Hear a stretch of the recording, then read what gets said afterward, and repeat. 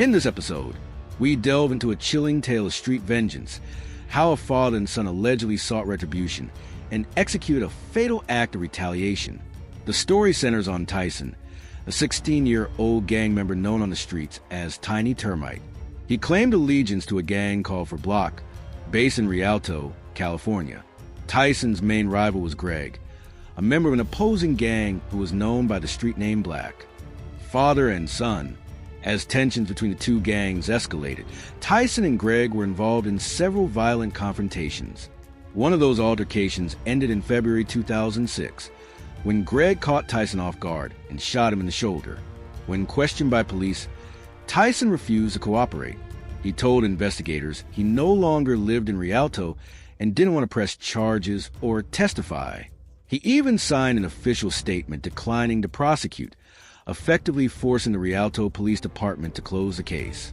Just 2 months later, in April 2006, Tyson's father, Albert, was released from prison. Albert had a reputation on the streets, frequently in and out of prison, and well known in gang circles. Upon his release, he urged Tyson to avenge the shooting. A mere 10 days after Albert's return, Tyson got his opportunity. On April 22nd, 2006, Greg, his brother Trayvon, and their friend Josh entered a convenience store. As they exited, Trayvon noticed someone emerge from behind a brick wall and bushes. The figure wore a hood and black gloves. Sensing danger, Trayvon greeted the man cautiously, saying, "What's up?" but received no reply. He continued, "You don't know me, and I don't know nothing out here," essentially pleading not to be involved. Trayvon later identified the hooded man as Tyson. According to Trayvon, at that moment, Greg recognized Tyson and said, "Ty." Greg immediately started to run, as did Josh. Tyson then pulled out a firearm and began to chase Greg, reportedly shouting "Faux Block" as he fired the first shot. He fired a second shot while yelling the gang name again and continued pursuing Greg as he fired additional rounds. Greg was hit multiple times, once in the hand and twice in the back, before collapsing. Trayvon hid behind the brick wall, peeking out during the shooting. He lost sight of Greg. Eyewitnesses later reported seeing Tyson run up to Greg as he lay motionless on the ground. Standing less than 3 feet away, Tyson allegedly fired 2 execution-style shots into the back of Greg's head. He then fled the scene and jumped into a silver SUV, which served as a getaway vehicle. Greg, just 17 years old, died from his wounds. Initially, Trayvon refused to name the shooter. Fueled by grief and anger, he told authorities he wanted to seek revenge himself. However, after 7 months, frustrated by the lack of progress in the investigation, Trayvon contacted the police. He eventually picked Tyson out of a photo lineup, identifying him as his brother's killer. Following this identification, police went to Tyson's home, where he lived with his family. In the driveway, they saw a silver SUV matching the description of the getaway car used in the murder. The suspects, when questioned, both Tyson and Albert provided alibis.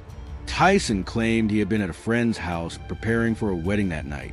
Albert insisted he had been with his family at the time of the shooting. However, several witnesses, including bystanders and passing motorists, provided descriptions matching both Tyson and Albert, further implicating Tyson. A recorded jail phone call to his girlfriend contained a cryptic but incriminating statement. Tyson allegedly said he had "put it down," a phrase investigators interpreted as an admission to the shooting, suggesting he had committed the act on behalf of his gang, For Block. Tyson's case was filled with complications. Many centered around the evidence and testimony presented against him. Following the murder investigation, Tyson, his father Albert, and even Tyson's mother were all arrested and charged in connection with the crime. During the trial, prosecutors painted a highly negative portrait of both Tyson and Albert. Several individuals came forward with stories that further damaged their image. One such person was Michael, a teenager who had ongoing issues with Tyson over an ex-girlfriend. According to Michael, there were multiple confrontations between the two. In one incident, Tyson allegedly beat him up. In another, Tyson and his friends reportedly shot a party and aggressively asserted gang affiliations while there. Albert also had serious conflict of his own, particularly within his own family. His brother John told police that Albert had once tried to kill him during a heated altercation.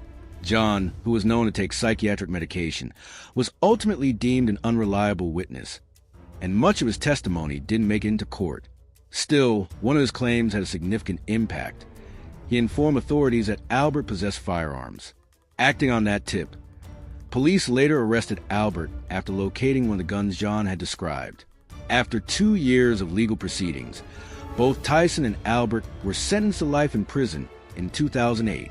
Tyson was only 16 when he was first jailed, and just 18 years old when he received his life sentence.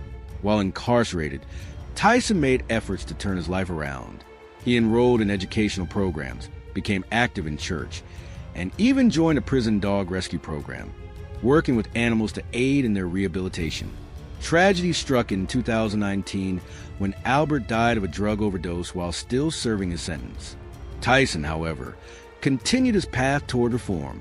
After serving 18 years, he was released in 2024. Since gaining his freedom, Tyson has focused on rebuilding his life. He's become a speaker at prison reform programs, sharing his story with others as a cautionary tale and a symbol of redemption. He also returned to school, determined to earn a college degree. For Tyson, freedom is a second chance, one he's committed to making the most of